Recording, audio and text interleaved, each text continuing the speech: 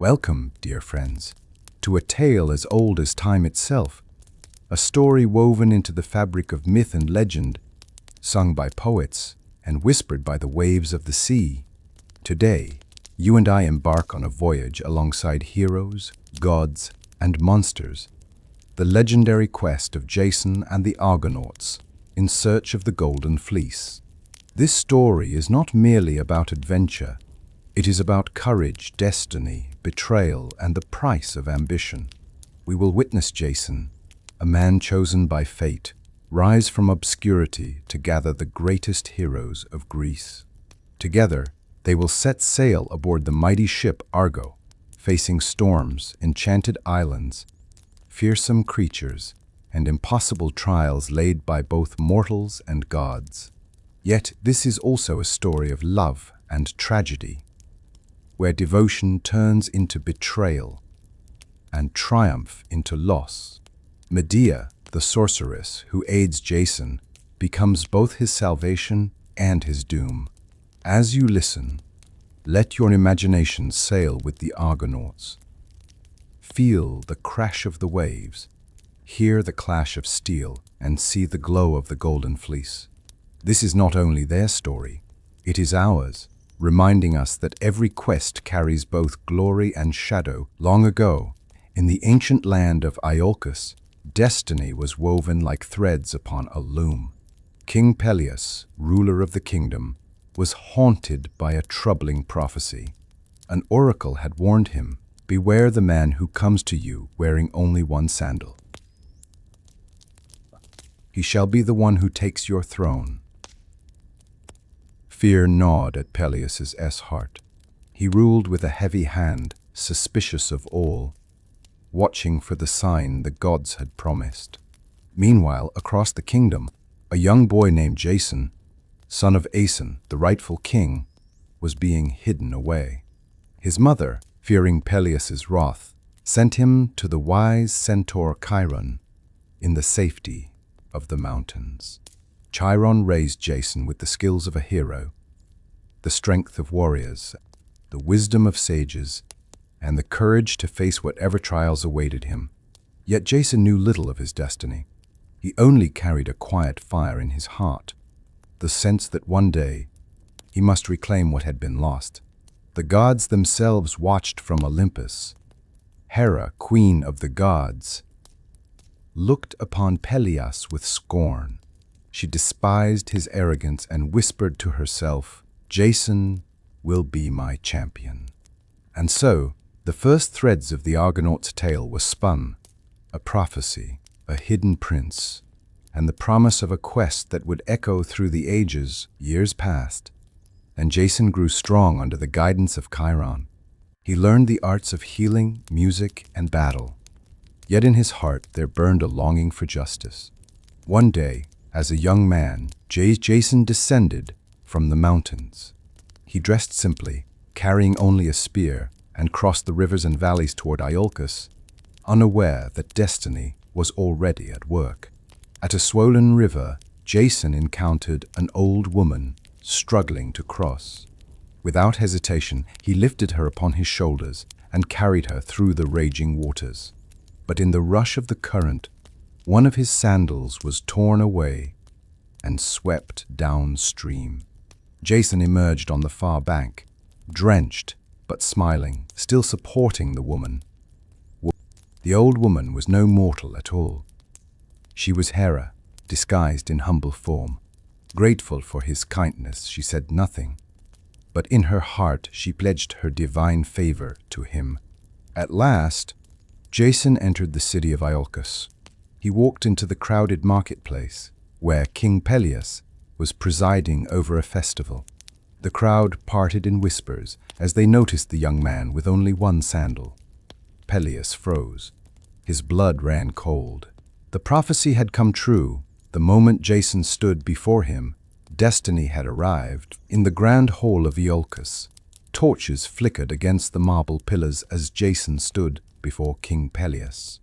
The young hero, bold yet respectful, declared, "I am Jason, son of Aeson, rightful heir to this throne.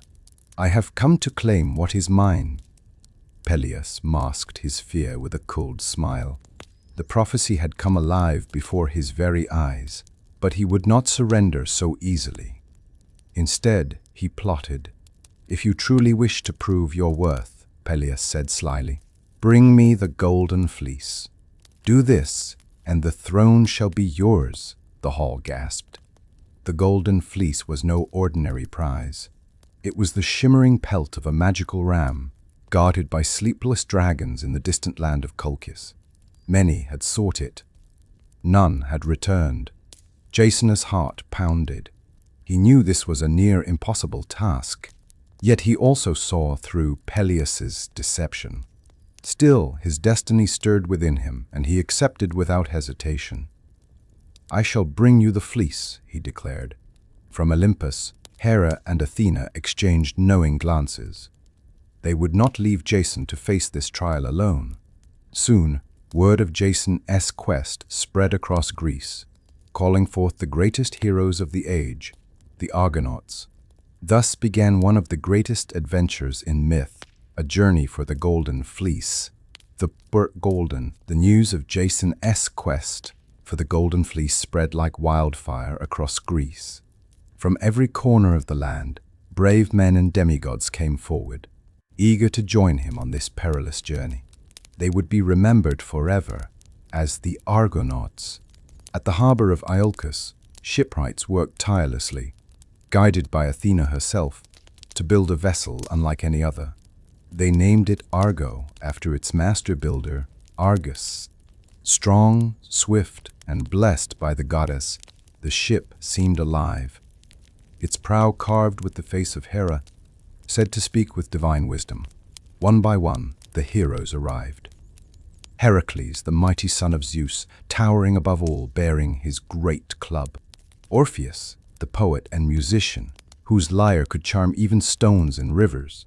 Castor and Pollux, the twin brothers skilled in combat. Atalanta, swift-footed huntress, the only woman among them, fierce and fearless. And many more, each with a tale of their own. Jason welcomed them, his heart swelling with gratitude and determination. These were not just warriors, they were legends in the making. Together, they would face seas, monsters, and gods themselves. As the Argo was pushed into the sea, the people of Iolcus gathered to watch. The Argonauts raised their oars, their faces lit by the glow of dawn. A cheer rose across the shore. The quest had begun. The morning sun shimmered across the waves as the Argo cut through the waters for the first time. Its oars, rowed by 50 heroes, struck the sea in unison, their movements strong and steady. A chorus of voices rose with Orpheus's lyre, filling the air with music that carried courage into every heart aboard. Jason stood at the prow, his cloak billowing in the sea breeze, eyes fixed on the horizon. At his side, Hercules' towering figure lent an air of indomitable strength, while Atalanta's keen gaze swept the waves for signs of danger.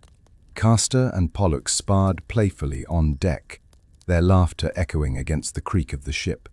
The Argonauts were not only warriors, they were brothers and sisters bound by purpose. From the heavens, Hera and Athena watched, their divine eyes filled with pride. They had set this voyage into motion, and though trials awaited, they would guide Jason's hand. As the coastline of Iolcus faded behind them, the Argonauts felt the weight of destiny settle on their shoulders. This was no mere voyage. The sea itself seemed to whisper of challenges, storms, monsters, and trials set by gods. But for now, their spirits were high. The great adventure had begun, and with it, the legend of Jason and the Argonauts. For days, the Argo sailed smoothly across the Aegean Sea. The winds filled its sails, and the Argonauts laughed, sang, and shared tales of their homeland. But the sea, ruled by mighty Poseidon, is never calm for long. Dark clouds gathered on the horizon, swallowing the light of the sun. The waves began to churn and roar like angry beasts. The Argonauts paused, their joy replaced with unease. Thunder cracked across the sky as rain lashed down in furious sheets. The Argo pitched and groaned against the surging waters. Jason stood firm at the prow, shouting orders to steady the ship. Hercules gripped the mast, holding it upright as the wind threatened to tear it free. Atalanta tied down the ropes, her nimble hands moving faster than the storm itself. Castor and Pollux took to the oars, their twin strength keeping rhythm as the ship fought the tide. Orpheus raised his voice in song, his lyre's music piercing even the storm, calming the men's hearts. Above them, Poseidon glared from his watery throne, testing the courage of these mortal sailors. But Hera whispered to the winds, steadying the ship's course. The Argo held fast, defying the storm. Hours later, as dawn broke, the clouds scattered. The sea grew calm once more, glistening as though nothing had happened. Exhausted but alive, the Argonauts raised their heads. They had survived their first trial at sea. And Jason knew it was only the beginning after surviving Poseidon's fury. The Argo sailed into calmer waters. Soon, land appeared on the horizon, an island shrouded in mystery. This was Lemnos, a place unlike any other. When the Argonauts disembarked, they found the island inhabited only by women. Their queen, Hypsipyle, greeted Jason and his crew with cautious hospitality. She revealed the island's secret. Long ago, the women of Lemnos had been cursed by Aphrodite, goddess of love, for neglecting her worship. In their bitterness, they had turned against their husbands and driven all men away. Since then, no man had set foot on their shores. The Argonauts were welcomed into the city, feasts prepared in their honor. Hercules remained wary, reminding the crew of their mission, but others were enchanted by the women's beauty and kindness. Orpheus strummed his lyre in the queen's hall, filling it with music, while Castor and Pollux danced among the Lemnian maidens. Jason listened intently to Queen Hypsipyle. She saw in him not just a hero, but a leader of destiny. Their bond grew close in those days, a union of trust and admiration. Yet deep inside, Jason knew he could not stay. The Golden Fleece still awaited. After many days of rest, Jason gathered his companions. With promises of friendship, the Argonauts bid farewell to Lemnos. As the Argo pulled from shore, Hypsipyle watched from the cliffs, her heart heavy but hopeful. The voyage continued, but Jason carried with him the memory of the queen who had shown kindness when the sea seemed merciless. Leaving Lemnos behind, the Argo sailed swiftly across open waters until they reached the shores of a fertile land ruled by the Doliones and their kind king, Cyzicus. The king welcomed Jason and the Argonauts warmly, offering them food, wine, and shelter. Grateful, Jason promised their stay would be brief, for their quest was far from over. During the feasts, Cyzicus spoke of nearby dangers, towering giants called the Earthborn, creatures of immense size with 6 arms, who hurled boulders at ships that passed too close. The Argonauts listened intently, knowing the sea was never without peril. The next morning, as the Argonauts set sail again, a sudden storm swept them off course. Blinded by rain and darkness, they were driven back unknowingly to the same shores. Mistaking them for enemies, the Doliones rushed to defend their land. A tragic battle erupted in the night. Jason and his crew clashed fiercely with their former hosts, neither side recognizing the other. By dawn, the horror was revealed. Among the fallen lay King Cyzicus himself. Jason and the Argonauts were overcome with grief, realizing they had slain their ally by cruel misfortune. In mourning, they buried him with honor, building a tomb upon the hillside. With heavy hearts, the Argonauts departed once more. The sea had shown them that even friendship could turn to sorrow under the will of the gods. The Argo sailed onward, its crew still heavy with grief from the loss of King Cyzicus. But the sea allowed no rest. Soon they reached the land of Thrace, where word spread of a tormented king named Phineus. Phineus was a prophet, blessed with the gift of foresight, but cursed by Zeus for revealing too many secrets of the gods. His punishment was cruel. Each day a feast would be set before him, yet before he could eat, monstrous creatures, the harpies, would descend from the skies. With wings of iron, claws sharp as daggers, and faces twisted with hunger, they would snatch away his food, leaving him to starve. When Jason and the Argonauts arrived, they beheld the pitiful sight of Phineus, frail and blind, pleading for aid. Moved by his suffering, Jason vowed to help. At his side stood the twin heroes, Zetes and Calais, sons of the north wind, their own wings shimmering with divine speed. The next time the harpies swooped down, shrieking and clawing, the winged brothers launched into the sky. The clash was fierce, feathers against feathers, wind against storm.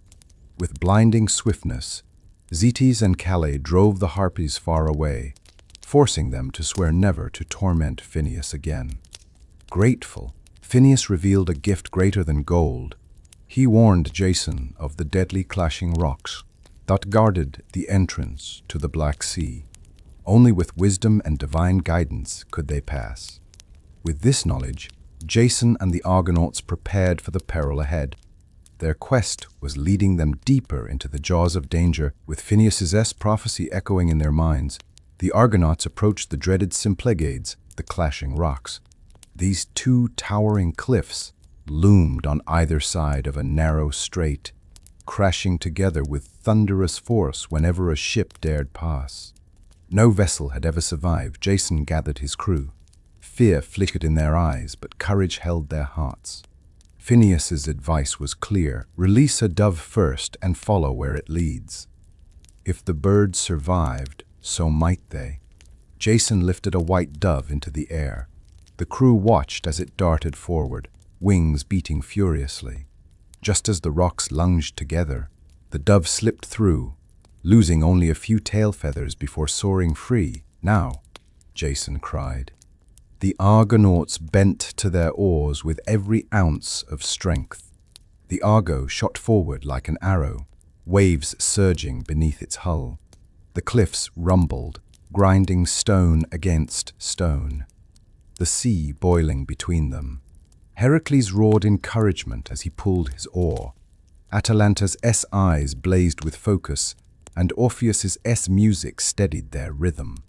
The ship scraped past, timbers splintering as the rocks crashed behind them. But the Argo was through, safe, whole, and triumphant. From that day on, the Symplegades stood still, forever parted by the courage of Jason and his crew. The Argonauts cheered, knowing they had passed one of the greatest trials of their voyage. Ahead lay the Black Sea, and the road to Colchis, where the Golden Fleece awaited. Beyond the Black Sea, after many trials, the Argo finally neared the distant shores of Colchis, the fabled land where the Golden Fleece was kept.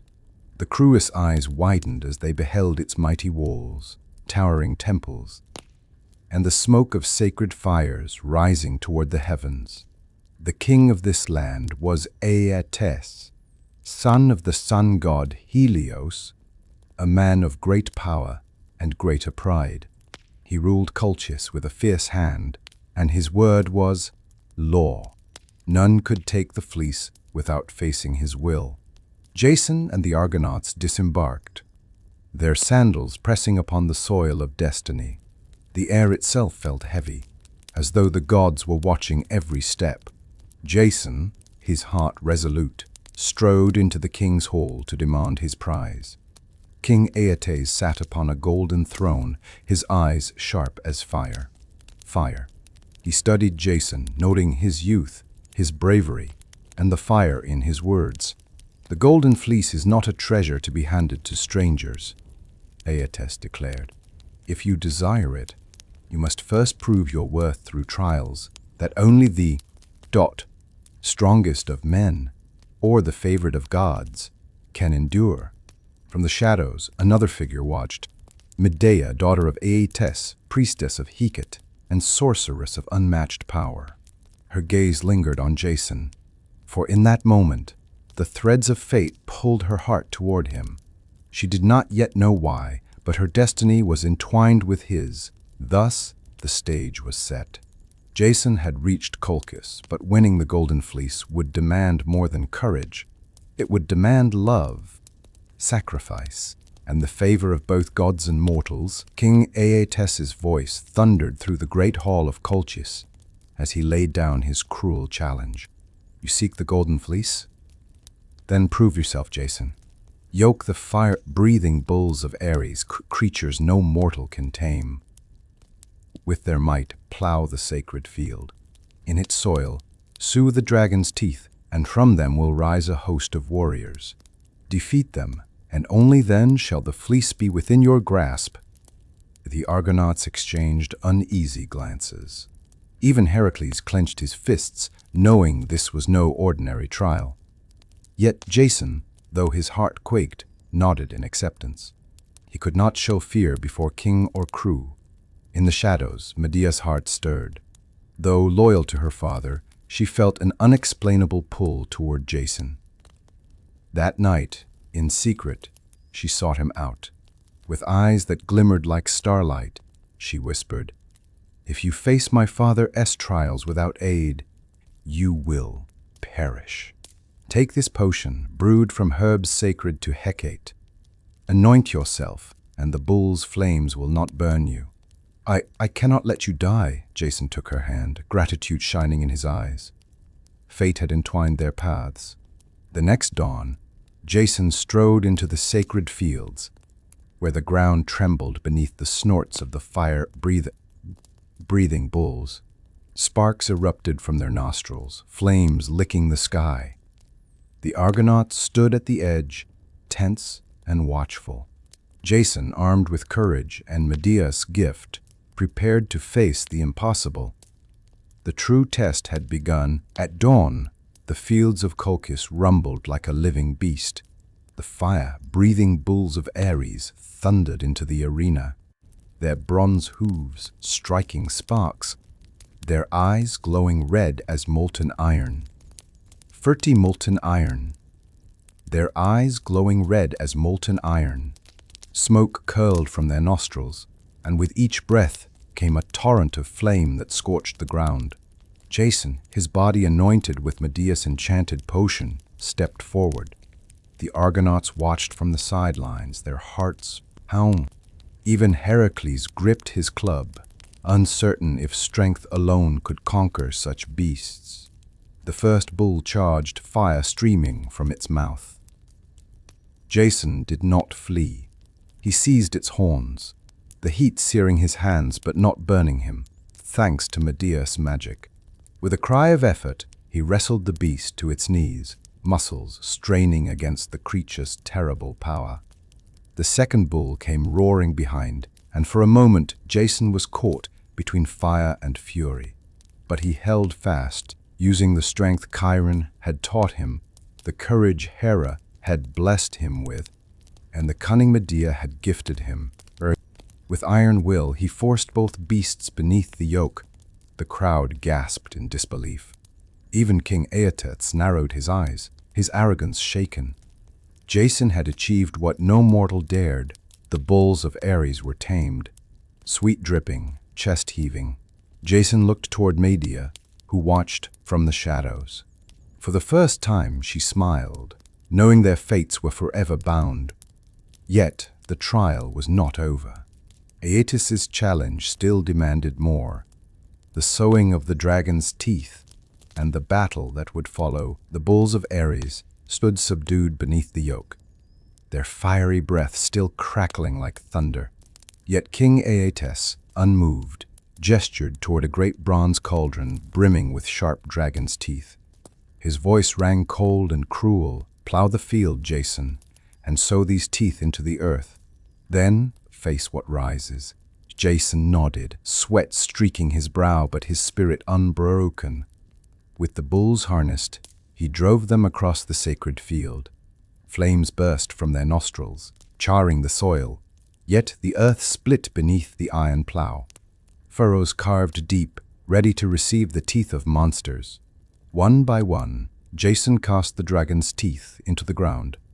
As they sank, the soil began to tremble. The Argonauts watched in awe as armored figures clawed their way up from the earth. Gleaming helmets, shields, and spears rose, carried by warriors born of stone and fury. An army of the Sparti, bred only for war. The warriors roared as one, advancing upon Jason in a deadly phalanx. His grip tightened on his sword. Then Medea's voice whispered in his mind, recalling her secret counsel. Cast a stone among them. They will turn upon themselves. Jason seized a great rock and hurled it into their midst. Confusion swept the ranks. Each warrior believed his brother had struck first. In a frenzy, the earth-born soldiers clashed against each other, steel upon steel, until the field was littered with shattered spears and broken bodies. At last, silence fell. Jason stood victorious, the dust settling around him. The Argonauts cheered, their voices ringing across the plain. Yet Aeetes' face grew dark with rage. His trials had been conquered, but his heart would never willingly yield the Golden Fleece. Night fell heavy upon Colchis. Jason had conquered the fire-breathing bulls, had sown the dragon's teeth, and watched an army of warriors destroy itself. Yet still, King Aeetes seethed with wrath. His promise meant nothing. He would never willingly surrender the Golden Fleece. In the palace chambers, Medea paced restlessly. Daughter of Aeetes, priestess of Hephaestus, sorceress feared by all. Her heart was torn between blood and destiny.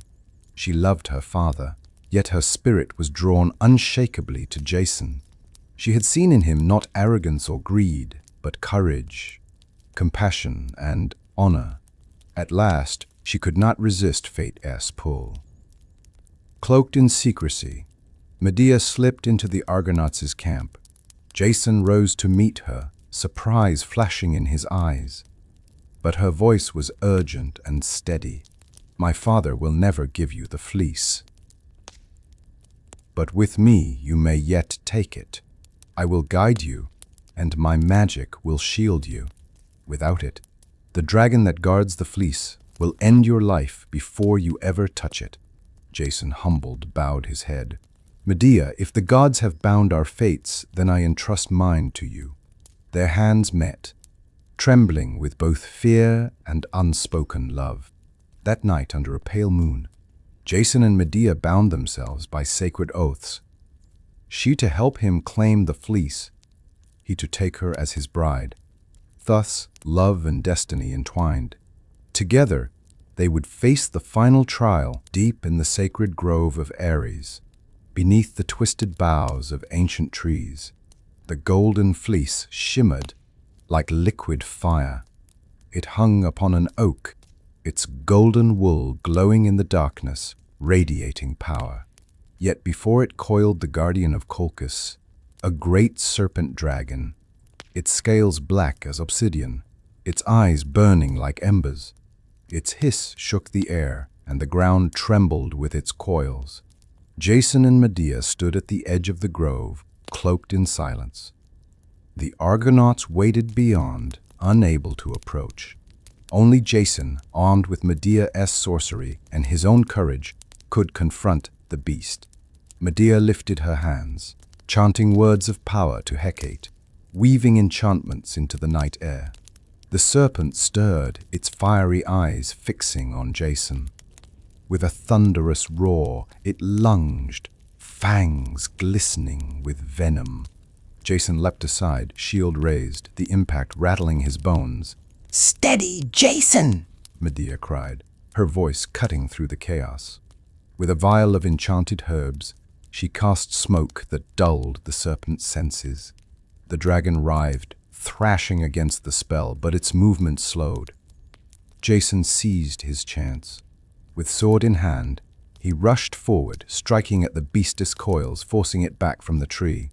At last, with Medea's magic binding its gaze in sleep, Jason climbed the oak and seized the Golden Fleece. The cloth blazed in his hands, its glow washing the grove in holy light. The Argonauts erupted in cheers from afar. Jason descended, the fleece clasped to his chest. The quest's prize was his, but he knew Colchis would rise in fury when dawn revealed what had been taken. With the Golden Fleece blazing in his arms, Jason sprinted from the sacred grove. Behind him, the dragon's roars faded into silence under Medea's enchantments, but danger was far from ended. Dawn crept across the horizon, and with it, the fury of King Aeetes awoke. Trumpets blared from Colchis. Soldiers poured into the streets as Aeetes, clad in bronze and gold, shouted for vengeance. Seize them! Bring me Jason's head, and my daughter alive. His wrath shook the city, and the Argonauts knew their time had run out. The Argo waited at the shore, its crew already gathering oars. Hercules stood like a wall of stone at the gangplank, guarding the way. Orpheus's lyre rang out, urging haste. Atalanta loosed arrows into the advancing soldiers, holding them at bay. Jason and Medea, cloaked in urgency, raced to the ship. Medea looked back once at her father's palace, tears burning in her eyes, but destiny demanded her choice. With Jason at her side, she leapt aboard. "Row!" Jason cried. 50 oars bit the sea, and the Argo surged forward. Behind them, Aeetes' ships unfurled their sails, giving chase across the waves. The winds howled, as if the gods themselves weighed the moment. Hera whispered guidance into the sails, while Athena steadied the oars. Yet the fleet of Colchis drew closer, their prows cutting through foam and spray. The Argonauts strained, hearts pounding. The Golden Fleece shimmered above them like a beacon. They had claimed the prize, but to keep it they would have to outrun the wrath of a kingdom. The Argo sliced through the waves, but the sea behind it boiled with pursuit. King Aeetes' warships, sleek, fast, and bristling with spears, closed in like wolves on their prey. The Argonauts rowed with all their might, muscles straining.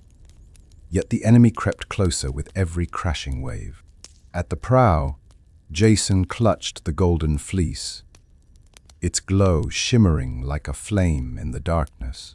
Medea stood beside him, her hair whipped by the wind, her eyes burning with both love and despair. She knew her father's fury would not end until blood had been spilled. "Jason," she whispered, "there is only one way to stop them." Her hand trembled as she revealed a dagger, its blade glinting beneath the moonlight. "My brother, Apsyrtus, sails among them. If he falls, their pursuit will falter." Jason's heart froze. The thought of such a deed weighed heavy. Yet the roar of drums and the crash of oars reminded him survival demanded sacrifice. Under the cloak of night, Medea called her brother to parley, luring him with words of trust.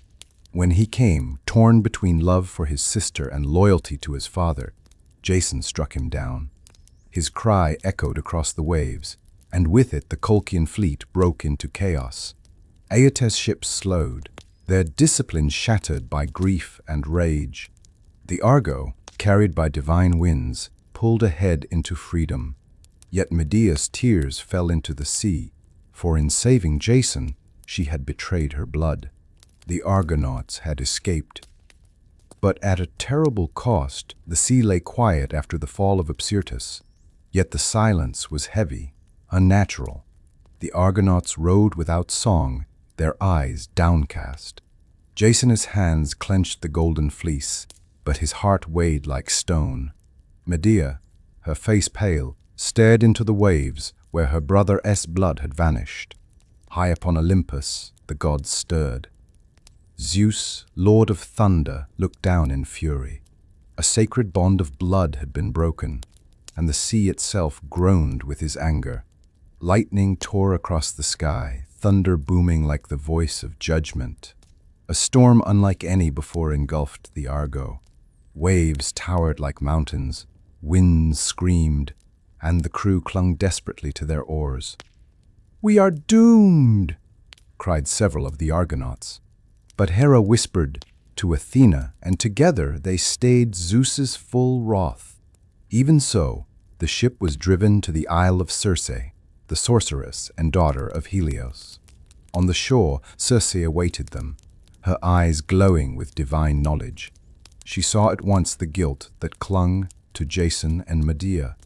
"Blood cries out for atonement," she said, her voice as sharp as the wind. "You cannot sail further until you are cleansed." There, in sacred rites, Circe performed purification.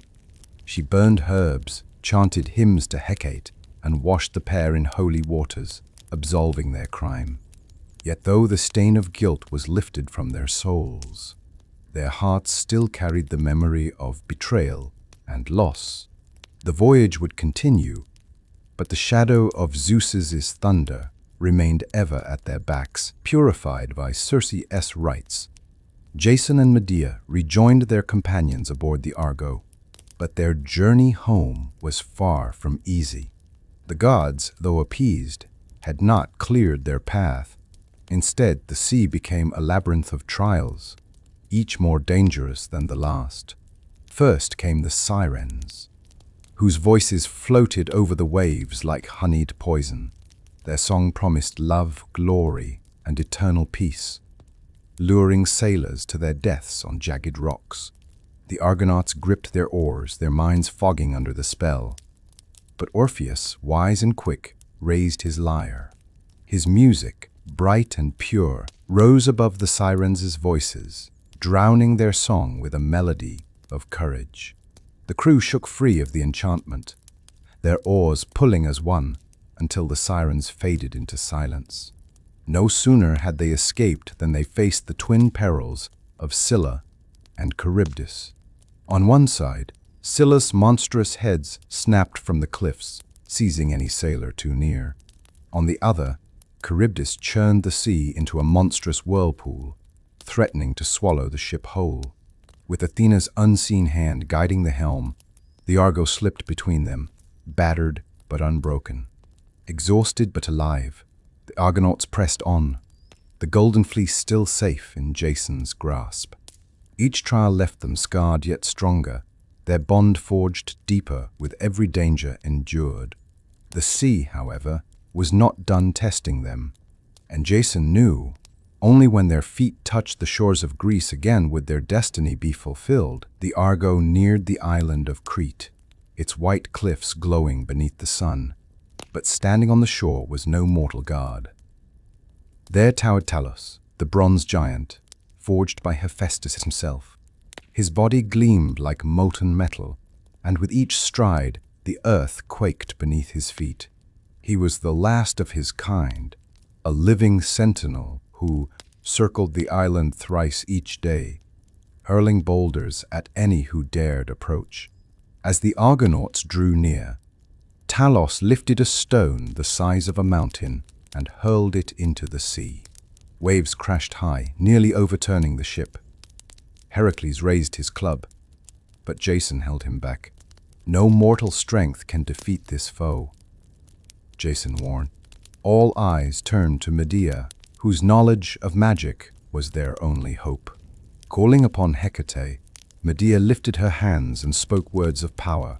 Her enchantments clouded Talos's bronze mind, lulling him into a trance. She knew his secret. A single vein ran from his neck to his ankle, sealed by a bronze nail. If opened, his life as Ichor would pour out. With cunning and spellcraft, Medea caused him to stumble. Talos fell, striking the ground with thunder. The nail loosened, and molten life gushed forth. The bronze giant gave a final roar before collapsing lifeless upon the shore. The Argonauts cheered in triumph. The way was open, but Jason's gaze lingered on Medea. Without her sorcery, their quest would have ended there. After years of peril, the Argo at last sailed into the familiar waters of Thessaly. The Golden Fleece, radiant as sunlight, hung upon the mast, proof of the Argonauts' triumph. The people of Iolcus gathered on the shore, cheering, their voices rising like thunder as Jason and his companions returned. Jason stepped proudly onto the land, Medea at his side. His heart swelled with hope, for the time had come to claim his father Ares' throne. Yet in the palace, King Peleus still ruled, his crown gleaming, his eyes filled with suspicion. The prophecy had returned to haunt him. Jason presented the fleece before all, its golden glow, undeniable. By courage and by trial, by the will of gods and men, I have fulfilled your command, Peleus. Now the throne must be mine, the court murmured, astonished by his victory. But Peleus only narrowed his gaze. Fear twisted his heart. Indeed, you have succeeded, Jason, he said slowly, but kingdoms are not won by relics. Many yet question your right. The Argonauts bristled at the insult. Hercules' hand tightened on his club, while Atalanta's eyes blazed. Yet Jason raised his hand, restraining them. He knew another battle loomed, this time not against monsters, but against treachery. And in the shadows, Medea's gaze hardened. She would not allow Peleus' arrogance to deny Jason what was fated. Peleus thought himself safe, but he had underestimated Medea. The sorceress, cunning and vengeful, devised a plan to bring down the usurper once and for all, whispering into the ears of Peleus' daughters. She wove a tale of magic. Your father has grown old, Medea said with feigned gentleness, but I, with the arts of Hecate, can restore his youth. See this ram? With herbs and enchantments, I shall make him young again. Before their eyes, she cut the ram into pieces, cast them into a cauldron, and chanted. To the daughters' astonishment, a bleating lamb leapt forth, alive and renewed. Greedy for their father's youth, the princesses rushed to Peleus with blades and pots, begging him to submit. Blinded by Medea's promise, they cut him down and cast him into the cauldron. But no magic returned him, only silence and blood. When dawn broke, the palace was filled with horror. The daughters wept, realizing they had been deceived. Peleus lay dead, his throne vacant. Jason's vengeance was complete, yet the stain of bloodshed clung to Medea's name. Though Jason had reclaimed his father's throne, whispers spread like wildfire. The gods themselves looked upon the act with unease, and Hera's favor began to cool. The Argonauts had won glory, but shadows of doom stretched across Jason and Medea's path. The throne of Iolcus was won, but its victory was poisoned. Though Peleus was gone, the manner of his death sent whispers through the city. The people looked upon Jason with unease and upon Medea with fear. She had tricked daughters into killing their father. And though Jason had reclaimed his birthright, the gods frowned upon the deed. Soon, the anger of Peleus' kin rose like fire. His son, Acastus, returned to Iolcus and demanded vengeance. He denounced Jason and Medea before the people. This is no rule of justice. It is rule of sorcery and deceit. Cast them out, or blood will drown this city. The citizens, torn between awe and dread, demanded exile. Jason's dream of ruling his father's throne crumbled to dust. With heavy heart, he turned to the Argonauts. Some returned to their homes, their quest complete, while others chose to wander still.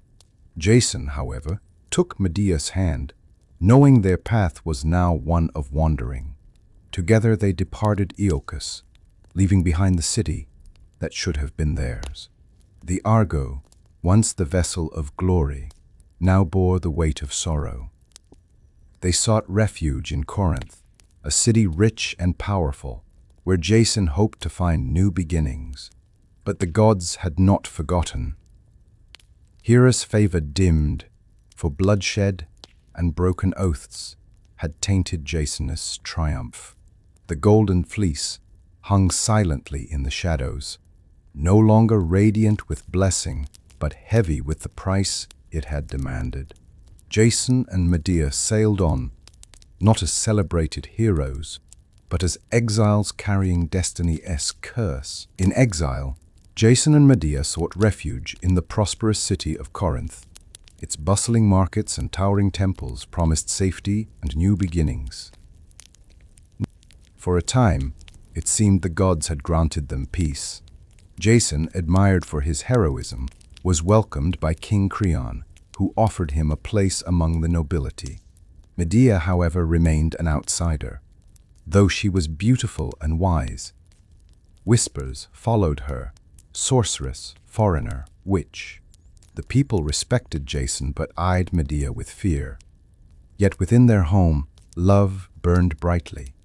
2 sons were born to them, bringing joy to their weary hearts.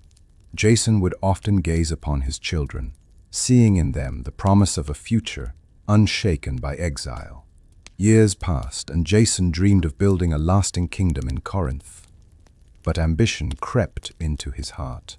He sought alliances, power, and recognition. While Medea cherished their bond, Jason began to look beyond it, his eyes straying toward another path. Though they lived in comfort, shadows gathered silently. Their love, once forged in fire and peril, began to strain under the weight of Jason's restless ambition and Medea's unshakable devotion. The story of Jason and the Argonauts was not yet ended. It was about to turn from glory to tragedy. In time, Jason's hunger for power overshadowed his devotion. To secure his place among the nobility, he struck an alliance with King Creon by agreeing to marry his daughter, the Princess Glauce. When Medea learned of his betrayal, her heart shattered. She had forsaken her homeland, betrayed her family, and spilled blood for Jason's cause. Now, he cast her aside as though she were nothing. With cold resolve, Jason defended himself before her. "I do this not from hatred, but from duty," he said. "Through Glauce, our children shall inherit a stable throne." "You should be grateful," Medea's voice trembled with fury. "Grateful? I gave you everything. My father's throne, my brother's life, my very soul. And you repay me with betrayal?" Jason turned away, unyielding, his ambition blinding him to the storm rising in Medea's heart. The Argonaut who once won kingdoms now sought crowns through treachery. The people of Corinth rejoiced at the royal marriage. Glauce walked proudly in her golden gown, while Medea, cast aside, plotted in silence. The gods themselves turned their gaze, for they knew what would follow. Betrayal had ignited the sorceress's wrath. Medea's grief turned to fury, and her fury to vengeance. Summoning her arts, she crafted a gift for Princess Glauce, a gown woven with enchantments. Its beauty was unmatched, shimmering with threads of gold and fire. To Creon and Glauce, it seemed a blessing. In truth, it was a curse. When Glauce donned the gown, the magic awoke. Flames leapt from the fabric, devouring her flesh. Her screams echoed through the halls as she fell, writhing in agony. King Creon rushed to save her, but the curse consumed him as well. Father and daughter perished together in fire. The city erupted in chaos. Citizens fleeing in terror. Jason raced into the palace, only to find ruin. His new bride and her father turned to ash. He turned to Medea, horror in his eyes. "You have destroyed everything." But Medea was not finished. In her most terrible act, she turned her fury upon her own blood. Believing it the truest blow against Jason, she slew their children, sparing them from the corruption of his betrayal. Their cries pierced the heavens, and the gods wept, but Medea's will was unshaken. Jason arrived too late. His sons gone, his legacy ruined. Medea ascended into the sky in a chariot drawn by dragons, a gift of her grandfather Helios. She vanished into the heavens, leaving Jason broken upon the earth. Years passed after Medea's flight. Jason, once hailed as a hero, wandered the streets of Corinth like a shadow of himself. His children gone, and Medea vanished into legend. He was left with nothing but the fading memory of glory.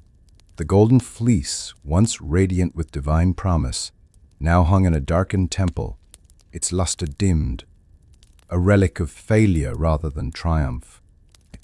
The Argonauts had long since scattered. Hercules pursued his labors, Orpheus wandered with his lyre, and others returned to their homelands. Jason, once the leader of the greatest heroes of Greece, was alone. He sought solace in the temple of Hera, the goddess who had once blessed his quest. Kneeling before her altar, he prayed for forgiveness, for strength, for some spark of the man he once was. But Hera had turned her face away. His oath to Medea, broken by betrayal, had severed her favor forever. Racked with sorrow, Jason sat beneath the rotting hull of the Argo, now abandoned on the shore. The ship that had once carried legends now lay decayed, its timbers creaking in the wind. Jason closed his eyes, recalling the songs, the laughter, the triumphs, and the blood.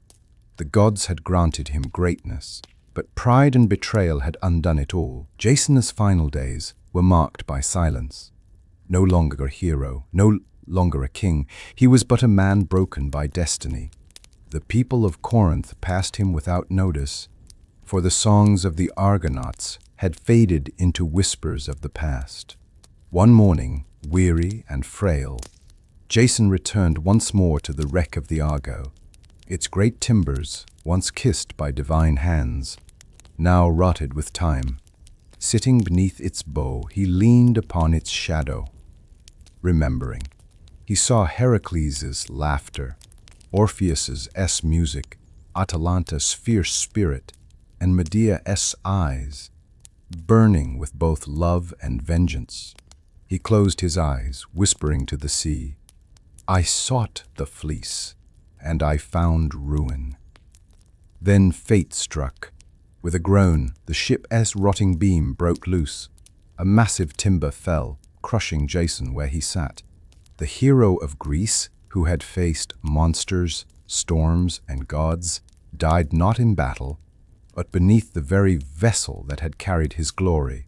The people found him there lifeless beneath the wreck of the Argo. Some wept, others whispered of the gods' judgment. Yet the bards sang, Jason's name would live forever, not for his end, but for the voyage that had carried him beyond mortal limits. The Argonauts' Quest, though marred by sorrow, would echo through eternity, a tale of courage, betrayal, love, and tragedy. Jason's tale ended not in triumph, but in sorrow. Yet legends are not measured by their endings alone. From the moment he stepped into the palace of Iolcus wearing one sandal, destiny had marked him. He gathered the greatest heroes of his age, sailed the Argo across uncharted seas, and sought the prize that shone brighter than gold, the Golden Fleece. The voyage tested them all. They battled storms sent by Poseidon, outwitted harpies, braved the clashing rocks, and faced fire-breathing bulls and warriors born of dragons' teeth. Jason seized the fleece, but the gods demanded a price. Love became betrayal, and triumph turned to tragedy. Even so, the name of Jason lives on. His companions, the Argonauts, became immortal in song. Hercules, Orpheus, Atalanta, Castor, and Pollux, heroes who sailed into the unknown. And Medea, both savior and destroyer, remains one of the most powerful figures in myth, her choices forever debated by gods and mortals alike. Though Jason's end was bitter, his voyage symbolized mankind's eternal struggle, the hunger for glory, the trials of fate, and the price of ambition. The Argo rotted, the fleece grew dim, but the story endured. And so the legend of Jason and the Argonauts sails still. Across the endless sea of memory, dear friends, you have journeyed with us across seas and through storms, into the heart of one of the greatest myths of the ancient world. The story of Jason and the Argonauts is more than an adventure. It is a reflection of what it means to be human. Jason sought glory, but along the way he discovered love, betrayal, triumph, and tragedy. His tale reminds us that even the mightiest of heroes are flawed, and that the choices we make carry consequences far beyond ourselves. The Argonauts, each with their own gifts and fates, symbolize the power of unity, that no great quest is ever achieved alone. And Medea, fierce and complex, reminds us of the thin line between devotion and destruction. As the Argo sails into memory, the story continues to live on, not just in ancient scrolls, but in every retelling, every song, every imagination that dares to chase the unknown. Thank you for watching and joining me on this legendary voyage. If this story has inspired you, share it, carry it forward, and let it remind you that within every heart lies the spark of adventure. Until our next journey, farewell, and may your own quest always find its way to safe shores.